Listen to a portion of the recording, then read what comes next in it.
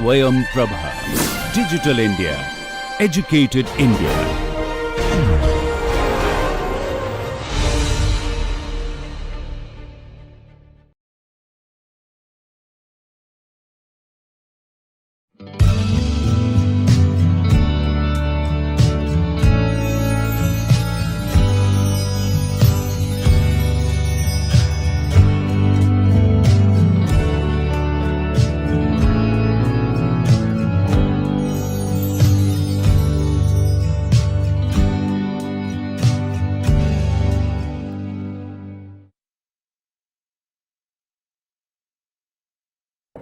So as we have seen different types of transverse electromagnetic mode, TEM00 is the most important and useful mode of laser utilized in SLA.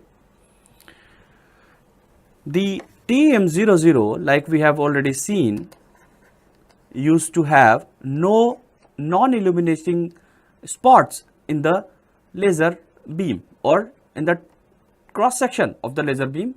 There is no illuminating points, hence there is single spot. However, if you look this type of laser beam closely, there is no well defined outer radius also. The intensity keeps on reducing and the distribution of the intensity inside the cross section of the laser beam is usually defined for TEM00 by Gaussian distribution.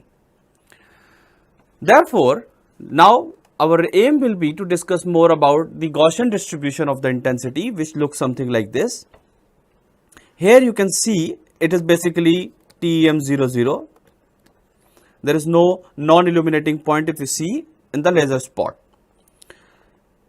The intensity is maximum here in the center and it keeps on reducing when we are moving outward. However, how we can define the Gaussian power intensity? It is basically the distribution of laser beam, which can be given as this, where it says the intensity at a radius r from the center can be given as I naught exponential minus 2r square, this is the radius r, divided by w square, where of course IR is the power intensity which is in watt per meter square at radius r, at this particular radius, along the beam cross section of course, and I naught is the power intensity for r equals to 0, means the intensity at the center. Also, the W is the magnitude of r at which the power intensity is a function of 1 by e square of I naught, means if I just put r equals to W in this formula, you will find that IR will be equals to I naught into 1 upon exponential 2, or in other words I can say 1 by e square I naught, when r is equals to W. As you can see here, we are saying W is the value of the radius where the intensity is now 1 by e square times of the maximum intensity I naught. Hence, as we are not able to define the exact boundary in the Gaussian beam, here what you can say that if this is the center intensity at the center I naught, when it reduces to 1 by e square of it, that boundary I will consider as the boundary of the laser beam spot. This is defined by W. Now, if we know that the laser which we are using is having a power PL, that is the power of the laser, and this power PL, which is in watt, is distributed in this area, or which is distributing the intensity in the Gaussian distribution.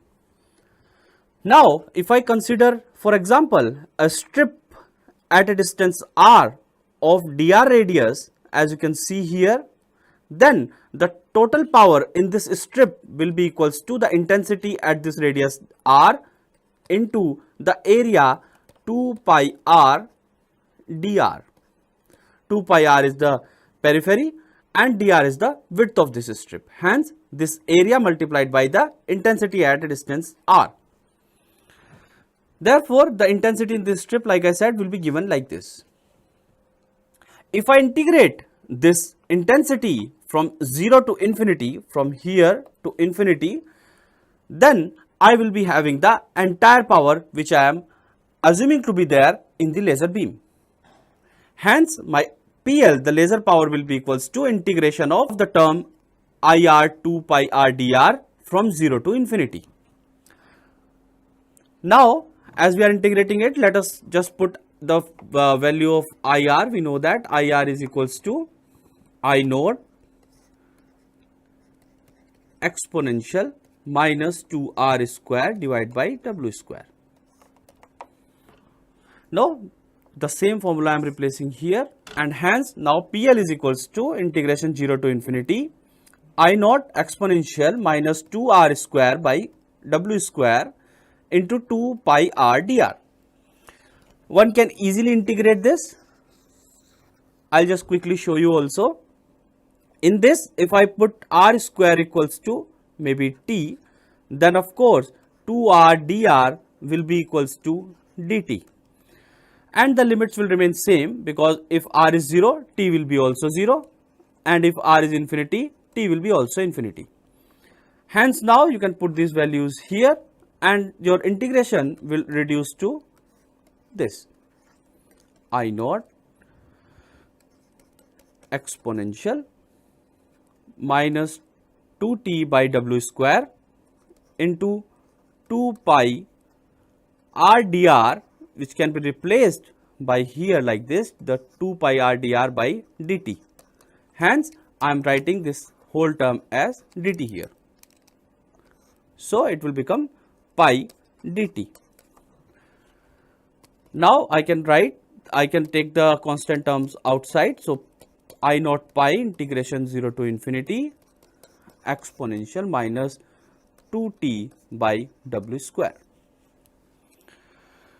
Now, I can easily integrate it because it is just exponential minus t with some constant here. So, the integration of the same will be I naught pi exponential minus 2t by omega square, and of course divided by the differentiation of the same minus 2 by omega square. Now, here we can put the limit 0 to infinity. As a result, if you put infinity here, it will become 0, and if you put 0 here, it will become 1. So, this is the PL, and now PL will be equals to, I am writing this after this here, PL will be equals to I naught pi by 2 here w square into minus 1 from this limit, and minus was also here. So, it will become plus. So, I am removing this term. Hence, I can say I naught will be equals to 2 PL divided by pi w square. So, now if I use this expression of I naught, which is equals to 2 PL by pi omega square, then the expression for IR will be equals to 2 PL by pi w square exponential minus 2r square by w square. So, this is now the total intensity available in the laser beam. So, this is the intensity at a radius r in the laser beam. This expression will be very much important for us for finally calculating the bead shape when it is cured on a wet photopolymer.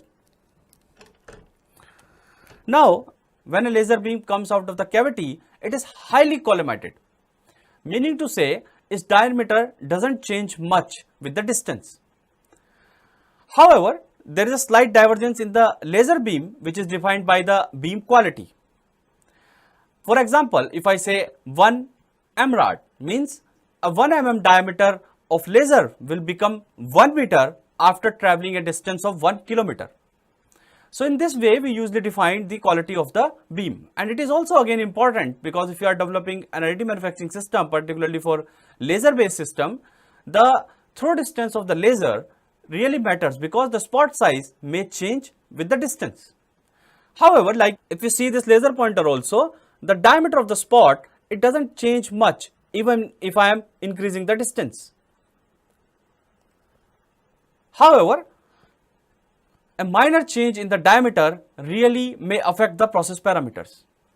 In some cases, we uses the focus lenses also, but in that case the scenario is different and the laser beam immediately become very small diameter and then further it becomes diverge and become very large diameter after some time. It is not really collimated after that. So if we use focusing lens, then of course the laser will not remain collimated. So to make the laser collimated, we usually prefer to have the appropriate lenses for that, and then the laser beam can really travel with very large distance without changing its diameter much. So as you see here in this diagram, this is the plane mirror from where the laser is coming and it is diverging, and after that we are using a collimator and the laser beam is traveling like this. Definitely there will be a point where the radius of the beam will be minimum and it is called as waist radius. This is given by omega naught. If it is a Gaussian beam, means if it is TEM 00 with the intensity distribution in the cross section defined by the Gaussian distribution, then the waist radius can be given by 2 lambda by pi theta, where theta is this angle as you see here.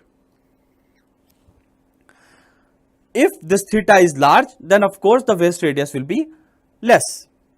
If the theta is less, and of course the waist radius will be more in that case. However, for the real beams, we define this waist radius by W0 equals to 2 lambda m square by pi theta, where this particular term m square, which mode of the beam you are using. In the case of Gaussian beam, the value of m is 1. These type of beams are also called as real beam, meaning to say the Gaussian intensity distribution, it's very difficult to obtain in the laser beam. Hence, meaning to say usually TEM 00 is the ideal condition for a laser beam. In real scenario, you may have multi-mode and hence the distribution may not be Gaussian. In that case, definitely the waist radius should be defined by this formula. Now let us solve some very easy problems of the concepts which we discussed so far. The problem says, for a laser beam, draw the intensity profile corresponding to TEM 33. 33 means there are 3 non-illuminating points along the x direction and there are 3 non-illuminating points along the y axis. Therefore, let me just draw it roughly. I am not going to draw it very accurately, but I will give you some idea how the laser beam may look like. Along the y-axis, there are 3 non-illuminating points and along the x-axis also 3 non-illuminating points. Let me draw first about the x-axis.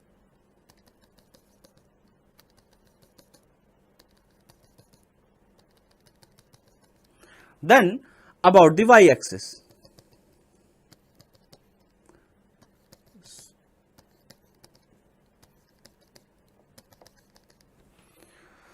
Now, I will say that the laser is illuminating only in these regions and there are some spots, those are non-illuminating.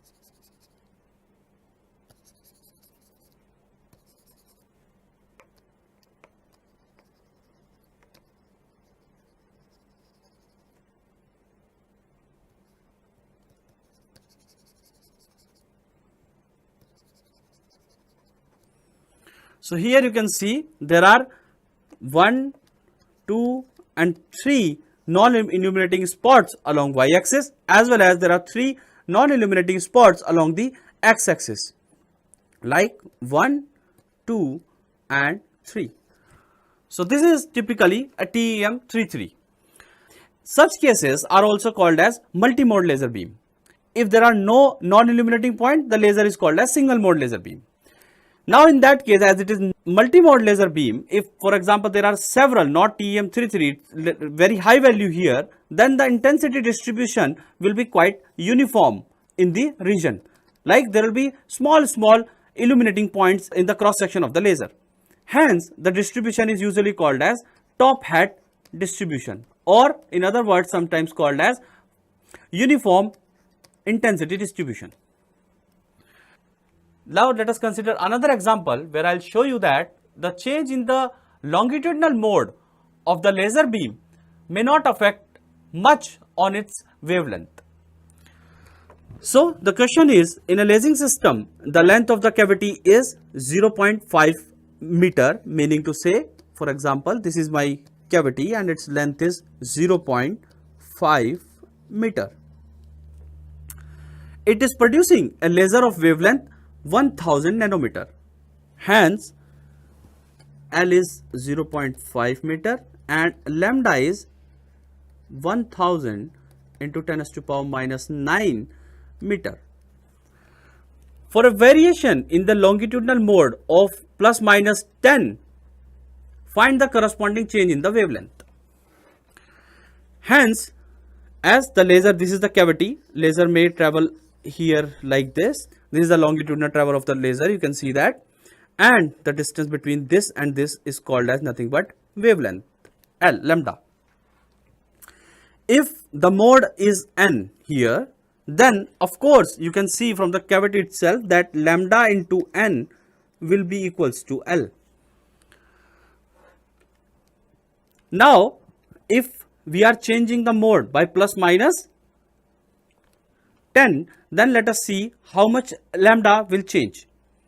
So let me first find out the value of N if the lambda is this. So N equals to 0.5 divided by 1000 into 10 to the power minus 9. Now, if this N is changing, then we have to find out the new lambda. So I am calling it as lambda 2. It will be equals to L because the length of the cavity is constant divided by new N, that is plus minus 10 of the previous one. Hence, it will be 0.5 divided by, let me put this value here, 0.5 divided by 1000 into 10 to the power minus 9 plus minus 10. So as you see by this formula itself, 10 is a very small number as compared to this number. Hence, the lambda 2 will not affected much even if the mode is changing by plus minus 10. There will be very insignificant amount of variation in the lambda, and you can absolutely calculate its final value from here. Now let us discuss that how laser beam really cure the wet photopolymer material when it falls onto its surface. Like we have already discussed, the intensity, which is defined by watt per meter square of a laser beam spot on the top surface of resin, can be defined like this.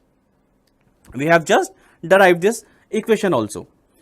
So the intensity at a distance r will be equals to 2 P naught, where P naught is the maximum laser power, divided by pi omega naught square, where omega naught is the radius of the Gaussian beam. How it is defined? It is defined saying that the radius where the intensity is reduced by 1 by E square of its maximum value. Hence, I into exponential minus 2r square by omega naught square. So this entire intensity is falling on the wet of the photopolymer. So this is the big bed and I am considering only a spot here, and this spot, this is the top view, the side view of the same is shown here to you. Here we are saying this is the direction in which the first scan will be made, meaning to say the laser is scanning the bed in this direction like this, from here to here, and this is the x direction, this is the y direction, and inside the resin is the z direction. In another view you can see the wet photopolymer bed. Here this is the top view, these are the passes, the red arrows, and this one arrow side view is shown here again. So the intensity of the laser beam which is falling on top of it is defined by the Gaussian distribution, and hence defined by this particular formula. The length of the bed of the liquid resin is 2L,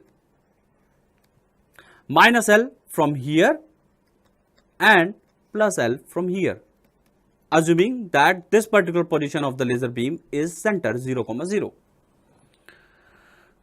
Now, if we consider this laser beam is following onto it after time t, for example, if it is falling for a certain amount of time, how much energy is transferred to the liquid resin?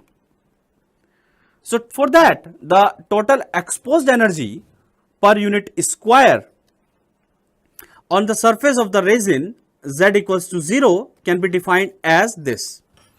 Why we are considering only the surface? Because this is the point where the intensity will be maximum.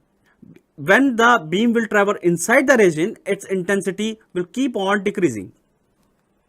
So we are considering the top surface only. It can be easily find out by integrating the intensity over the time for which it is falling onto the resin bed. Assuming that if there is a liquid resin bed and I am exposing this resin bed to a laser spot or the laser beam for a certain amount of time starting from T1 to T2, then the total energy transferred or the resin exposed to the energy will be equals to integration T1 to T2 I dt. And please note that here z is 0 because we are considering only the top surface of the liquid bed. That is why z is 0 here. Now we need to find out this integration. So let me just convert this to length, because during the exposure time, assuming that the laser has scanned a single line, this is the top view, laser has traveled from this point to this point. Hence, we can say that it is traveling from point 1 to point 2 and it is traveling along the x direction. This particular point is nothing but minus L and this particular point is at plus L. And if it is traveling with the speed of Vx, so if the laser beam is traveling with the speed Vx, then I can simply write Vx will be equals to the distance traveled divided by the time t. And in other words, I can say dt will be equals to dx by Vx. Hence, this dt can be replaced like this here. Now, about the limits. At T1, the position of the laser beam will be at minus L, of course, here, and at T2, the position of laser beam will be at 2, that is plus L. Hence, this is the energy exposed for y, 0. Why we are not considering x here now? Because we have considered a certain limit of x from minus L to plus L. So, this much area of the x is exposed by the energy. Hence, at any point y, the energy can be defined by this particular formula. So, at any point, the energy can be defined like this. So, it will be a function of y only. Now, using the expression of I, which we have just derived a few slides back, let me put this I expression here, and hence the energy E y, 0 will be equals to minus L to plus L 2 p naught by pi omega naught square exponential minus 2 x square plus y square divided by omega naught square into dx dx. Now how suddenly this x square plus y square came? Because this is the intensity of the laser, and we were earlier writing r, and of course you know that if it is a circle, we can write it simply like x square plus y square equals to r square. So radius can be defined by x square plus y square, and that is what written here.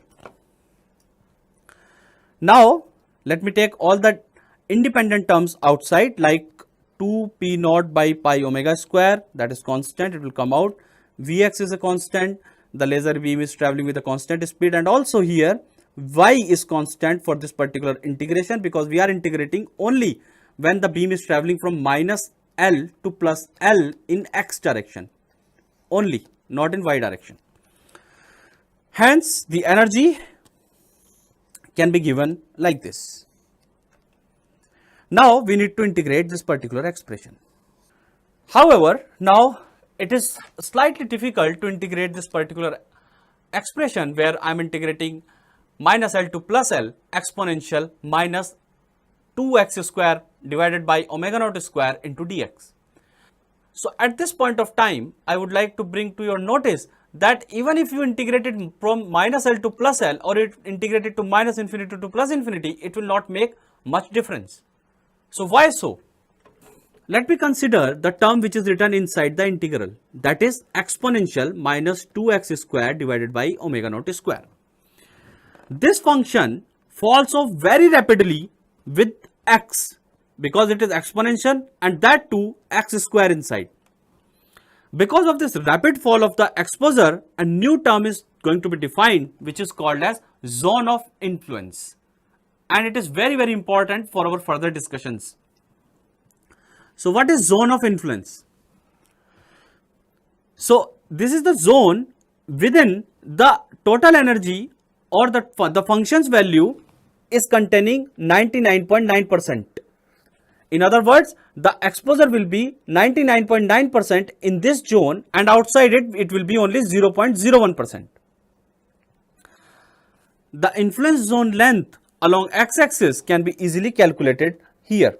So meaning to say, I am putting this expression exponential minus 2xz square divided by z is written because I am trying to find out the zone of influence, divided by omega naught square equals to 0.01% of maximum of this value. And we know that its maximum value will be when x is 0 and hence 1. That means 0.01% of 1 will be nothing but this 0.0001. Let me calculate xz from here, and it is coming to be this much. Meaning to say, xz is equals to 2.146 omega naught. And typically, the beam spot radius is about 100 microns.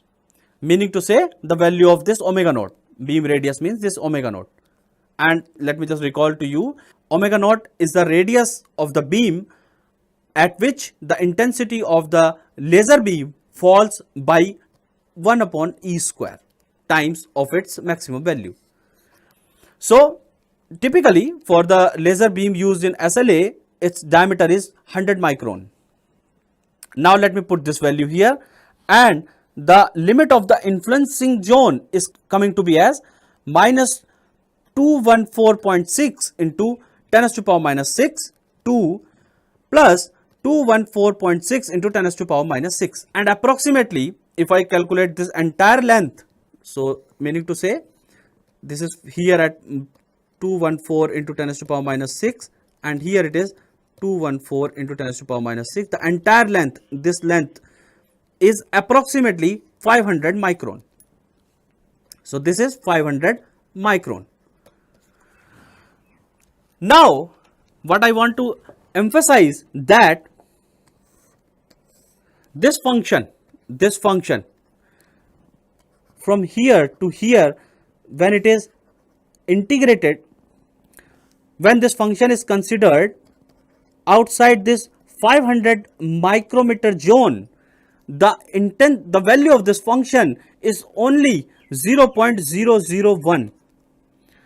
its value falls by 0.01% outside this zone, outside here, meaning to say here.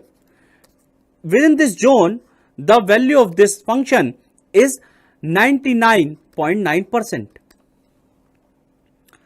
Hence, please note that now if I am integrating this particular function exponential minus 2x square divided by omega naught square from minus, let me consider 0.1 to plus 0.1, and this is in meter. This is the zone of influence. I am integrating it, for example,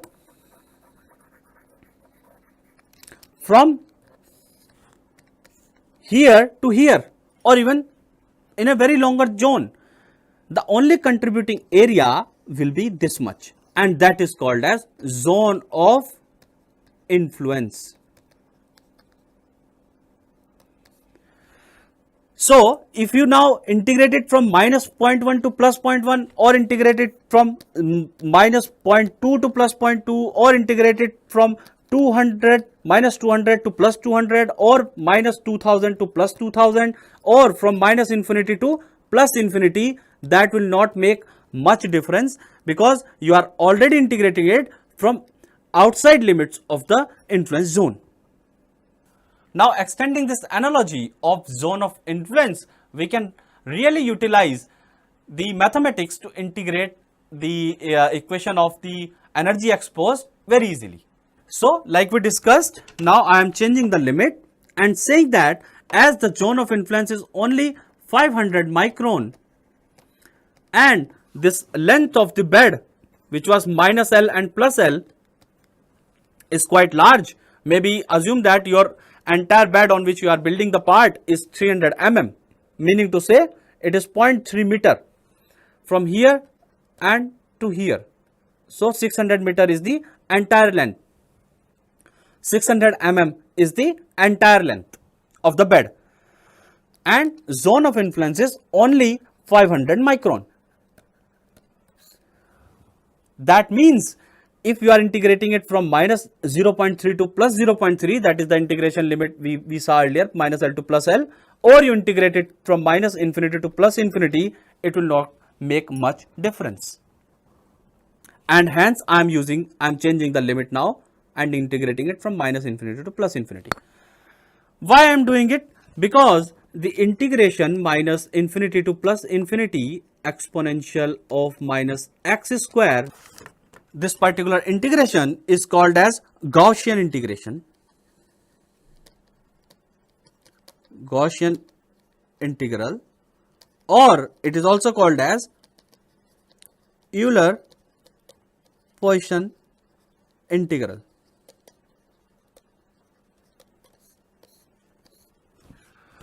And the value for this integration is root over pi.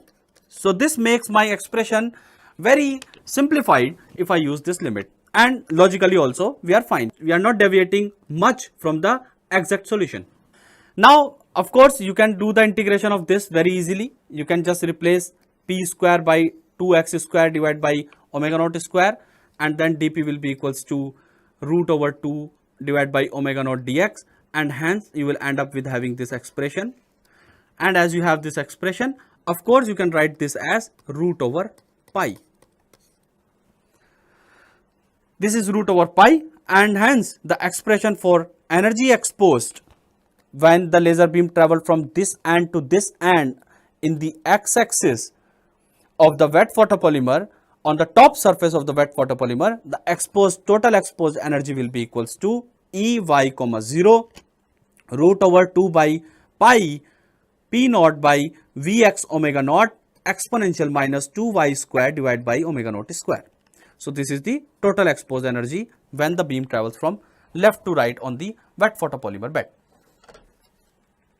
Now, let us consider a very important phenomena which is called as Beer-Lambert law. When a laser beam strikes the resin surface, its energy absorbed and exposed energy decline with depth z. According to the Beer-Lambert law, the available energy at depth z is defined like this, meaning to say whatever energy is available on the top surface is the energy on the top surface. For example, here, as you can see in this diagram particularly, this is the energy available on the top surface, that is the maximum. Then it keeps on reducing and becomes 0 at a very long distance. The energy keeps on reducing by an exponential function, and this is called as Beer-Lambert law. As you can see in this video as well, when the laser beam is striking on the top surface of the liquid resin filled in a glass tube, the intensity of the laser beam keeps on decreasing. It is maximum at the top surface and it reduces to a very low value after some distance. The intensity reduces along with the length of the tube, and it follows the Beer-Lambert law, which states that the intensity is exponentially decreasing while going inside or traveling inside this liquid resin.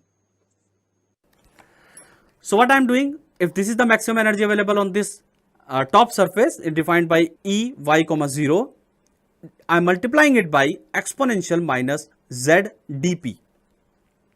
What is dp? Which is defined as the penetration depth.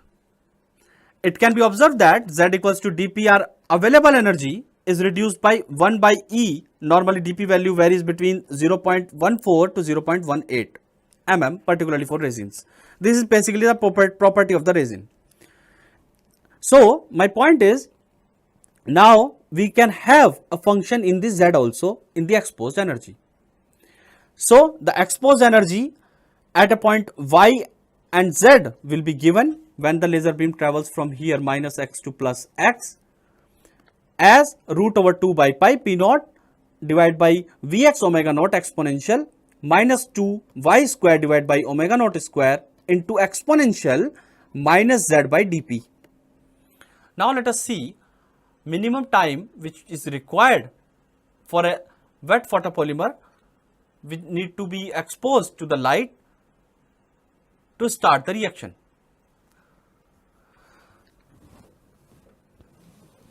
So basically the time TL, let me assume, is taken for a photon to pass through the single resin layer of thickness LP. So this is, for example, the thickness of the layer which we are depositing in the wet photopolymer process, and this is one photon of the light falling onto it. It will take the time LP by CR. Of course, this is the velocity, and it is the velocity of light in the resin. And how do we calculate it? It is easily calculated by this formula, which is the speed of light in vacuum divided by the refractive index of the liquid resin NR. Hence, typically you can even observe the value of TL is in the order of picosecond. Means the time a photon takes while traveling into the layer of the liquid photopolymer is of around picoseconds, because typically this range, this liquid, the layer thickness is around 10 microns, and this CR also is a very large value, you can see that, and this is also of around 10 to the power 9 approximately, and hence the whole term become in order of picoseconds.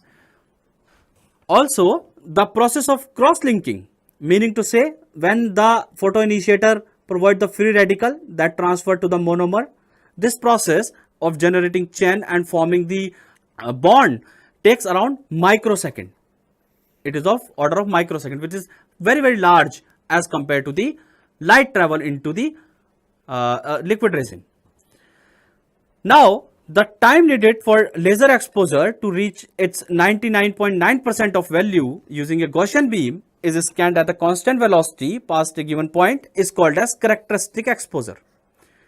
Okay, so meaning to say, if this is my zone of influence, for example, it is of around 500 micron meter.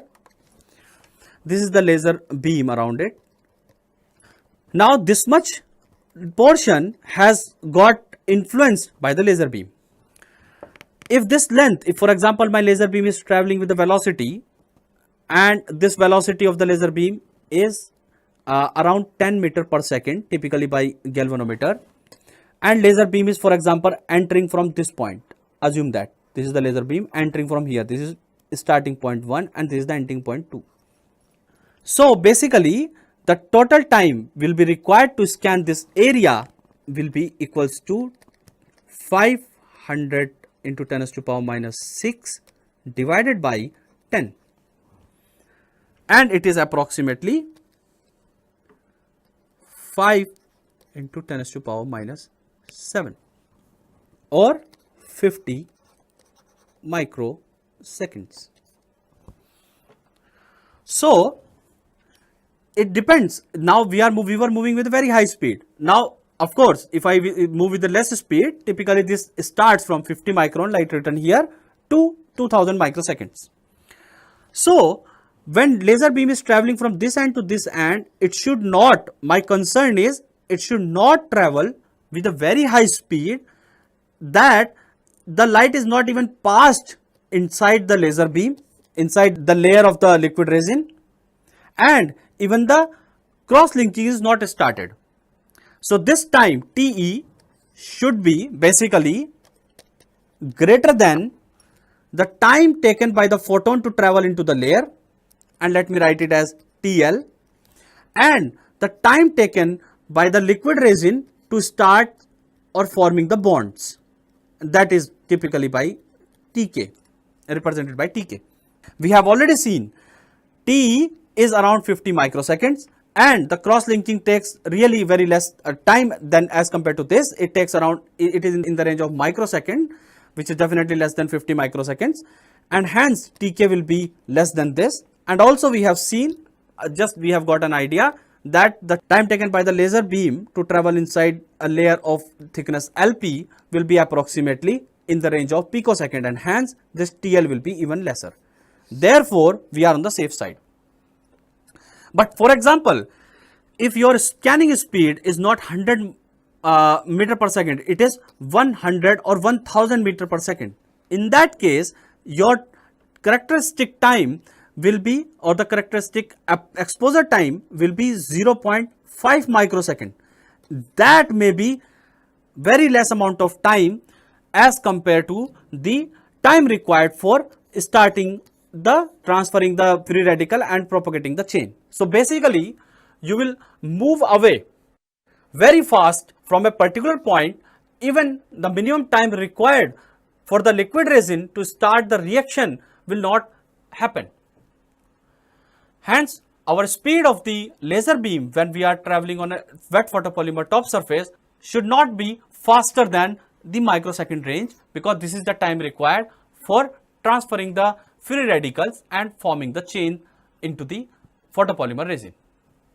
So as we have seen, using galvanometer and the speed of around 10 meter per second is quite safe. Now let us try to see what will be the shape of the single bead when it is scanned by a laser beam.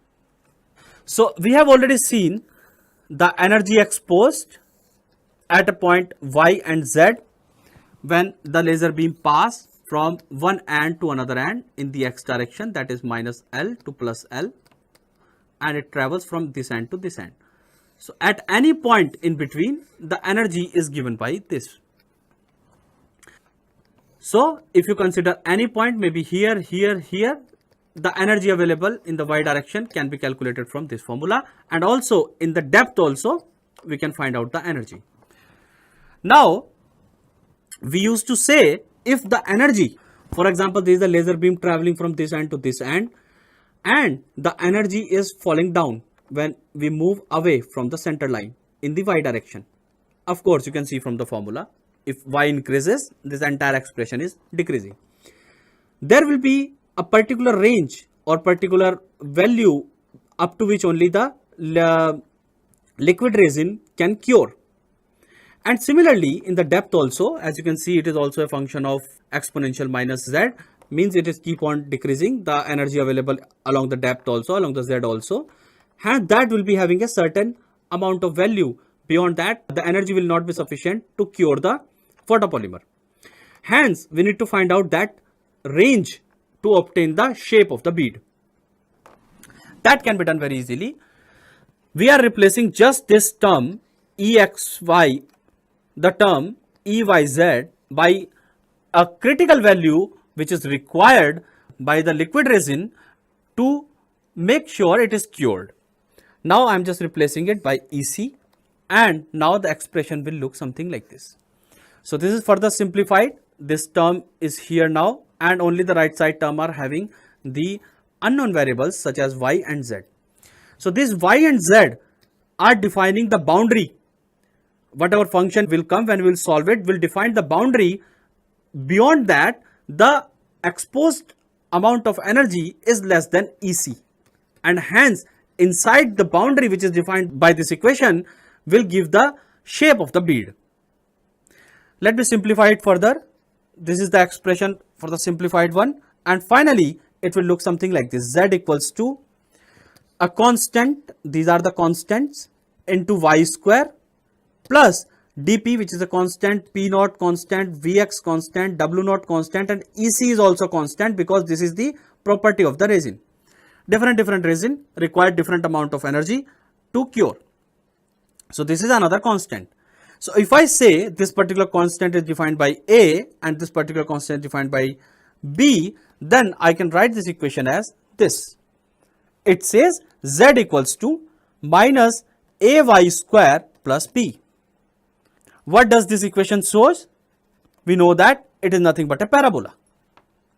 So in the front view, let me just show you. This is, for example, the x direction, this is y, and this is z. This equation says that the shape of this beam will be something like this. It will be something like this. It will be nothing but a downward parabola in this direction. So something like this. So if I draw the same thing upside down, meaning to say, assuming that this is the bed of the wet photopolymer, this is the plus z direction, and this is the minus z direction, and of course this is x and this is y. Now of course in that case your shape of the bead will be defined by this boundary, that is nothing but the parabola defined by the equation z equals to minus y square, z equals to minus ay square plus b, and it is extended along the x-axis because we have already integrated from minus infinity to plus infinity in the x direction. So this will be the shape of the bead. It is parabolic. So this one is a very important finding so far for SLA for us, as we have got some idea of what will be the shape of the cured bead when it is scanned in a single pass. Now let us try to understand the process parameters affecting this shape of this particular bead. Of course, there are two major parameters, the width of the bead and the depth of the bead. Let us try to understand how we can find out these maximum depth and width of the cured bead. So as you recall the formula which we have just derived, that is the energy y comma z will be equals to root over 2 by pi p naught by vx omega naught exponential minus 2y square by omega naught square into exponential minus z by dp.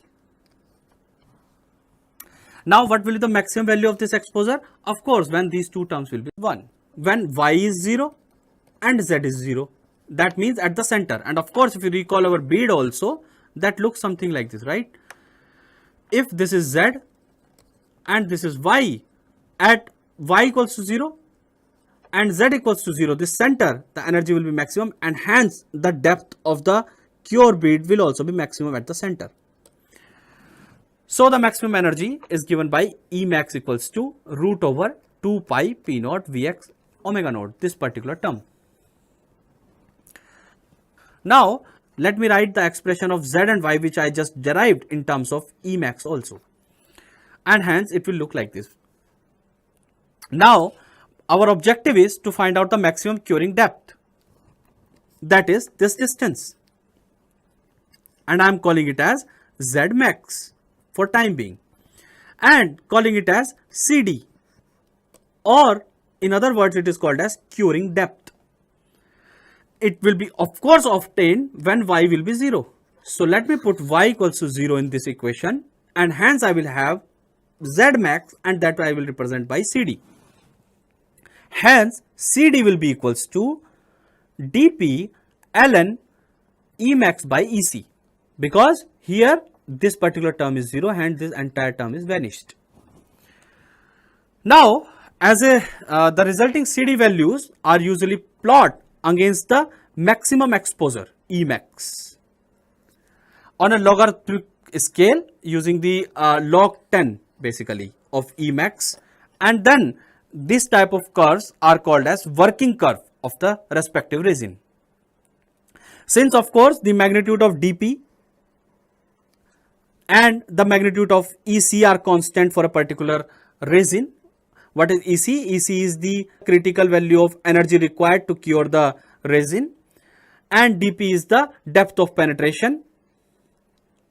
These both are the property of the resin. If the resin will change, these two properties will change.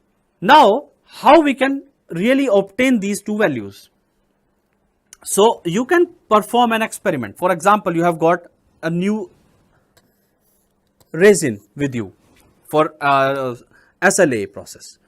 Now it is filled with the liquid resin. You can make a single pass of laser scan. You can take it out. You already know E max, because E max is the laser power you are giving, the velocity by which you are moving, and you know that the radius of your laser beam also. So E max is known. These are the process parameters. You are moving from one end to another end, and take out this bead and observe its curing depth, means the depth of the bead you are obtaining, that is CD. Once you have obtained the curing depth and maybe the E max, then you can plot the curve between CD and basically the log 10 of E max. As a result, you will get a curve that is called as characteristic curve. Now there is a question why we are really plotting log when we are not plotting directly E max. This is because it makes our process easy. I'll just show you.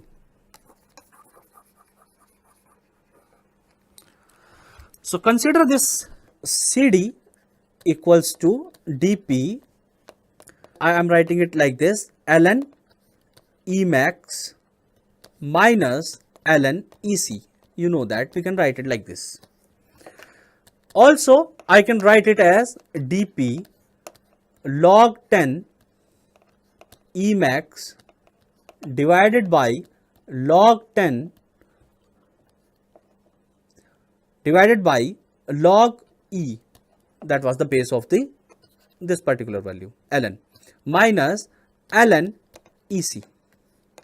So what you are seeing here, let me write CD as y, and let me write this dp divided by this as m, and let me write this log E max, the entire thing log E max as x, minus I am writing this term, for example dp into ln EC as c. Hence what is this? This is nothing but an equation of line.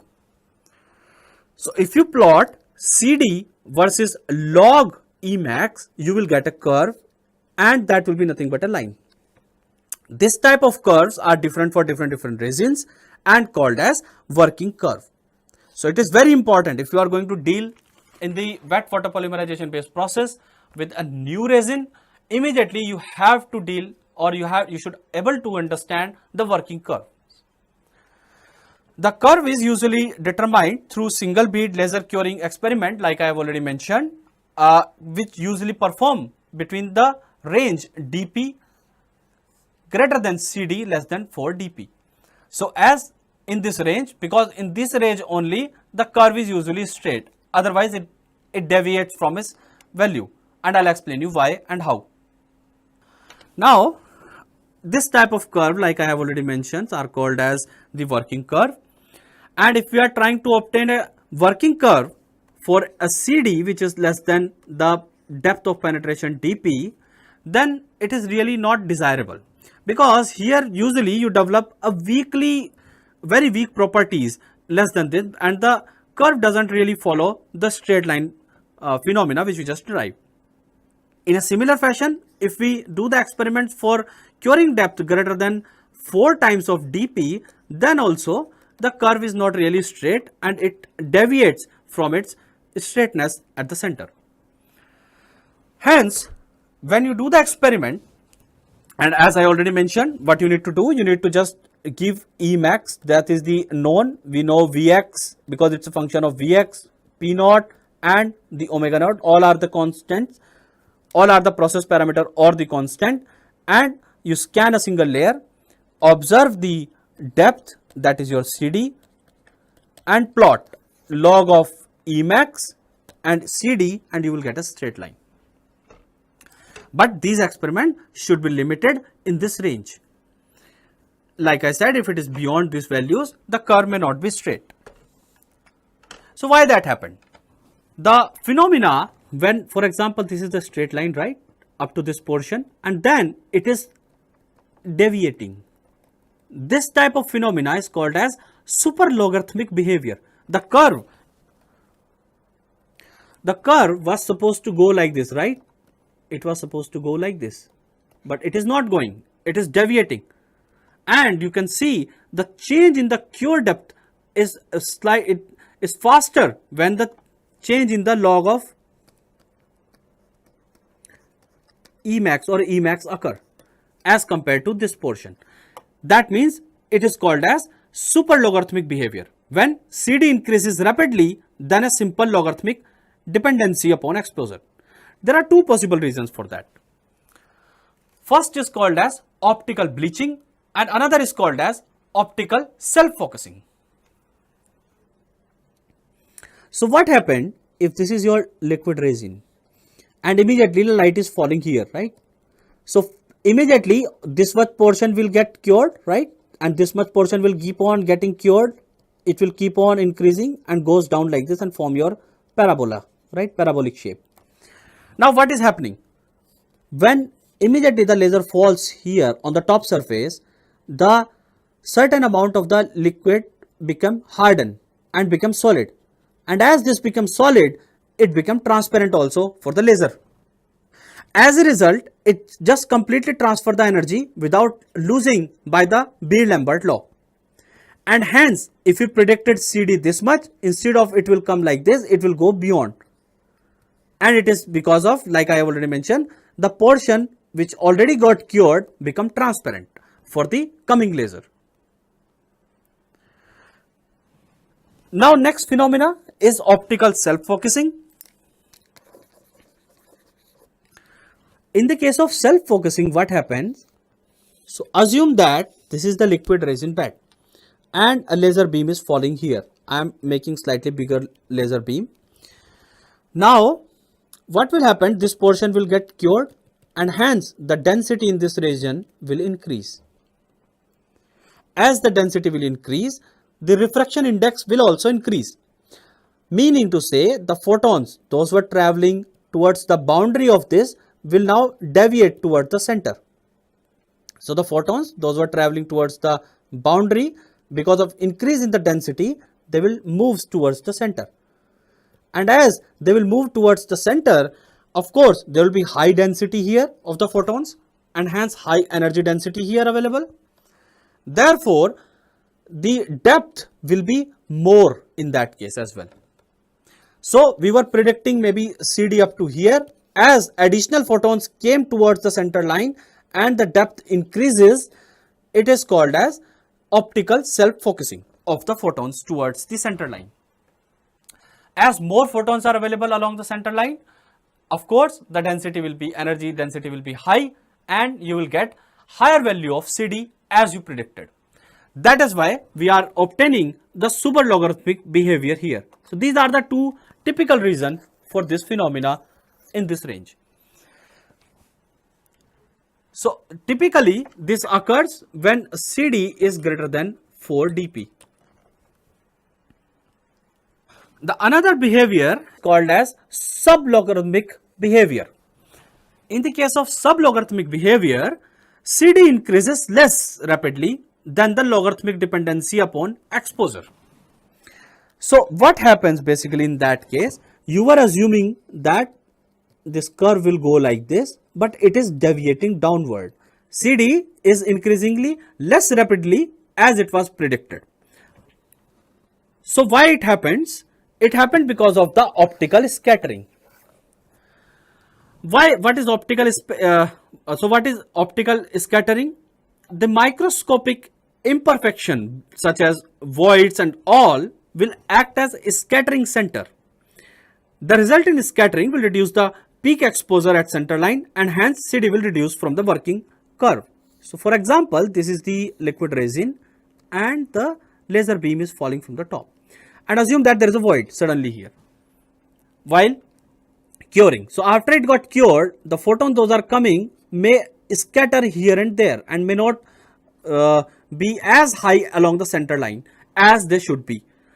And due to this scattering of the photons here and there, the energy density will reduce, and as a result, assuming that you were predicting the CD to be this much, you will get less amount of CD. The curing depth will be less, and hence you will obtain the curve slightly bended. So this particular phenomena, the sublogarithmic phenomena, is basically more dependent on the imperfections. If we take care properly, this phenomena doesn't occur very often. So therefore, I will recommend you to use the linear portion of the curve to calculate dP and EC. Those are the material properties. So do experiment, plot the CD versus log of Emax by experiments, draw the curve, but while calculating dP and EC, use this center portion which is basically linear. That will only give you more accurate value of the resin property dP and EC. So we have seen how do we obtain the maximum depth, which is called as curing depth, CD. Now let us try to obtain the maximum width of the bead, and of course the maximum width of the bead will be at the top surface where Z is 0. So as we have seen, this is the typical bead looks like, and this is the Z direction and this is the Y direction. Now as the width of the beam is reducing, this is because the energy available at different levels of Z is less because of the Beard-Lambert law, and the width is maximum at the top surface, and you know that at this top surface, what is that? Z is 0. So in this equation, in our equation, which is Z equals to minus 2 dpy square by omega square plus CD, CD is the curing depth which you have just seen. So I am using that expression here. So if I put Z equals to 0, then I'll be able to obtain Y, that will be the half of the width. So if I say twice of the Y, then that will be considering this length also, and hence from here to here, and that will be nothing but your CW. So you can easily get this value from here, and after simplification you will obtain CW, that is the width of the bead, equals to omega naught root over 2 CD by dP. So here the maximum width of the bead CW is directly proportional to the laser spot diameter. Of course, if the laser spot diameter will be more, you will obtain a larger bead. What is the benefit? If you have a larger bead width, you can scan the entire bead with a very high speed. You can scan the entire bead in a very less amount of time. But if the laser beam spot is less, it will take more time. But please remember that if the spot diameter is more, the scanning accuracy may not be that good in the XY plane. Therefore, if you recall, I have mentioned in the SLA process, the inside area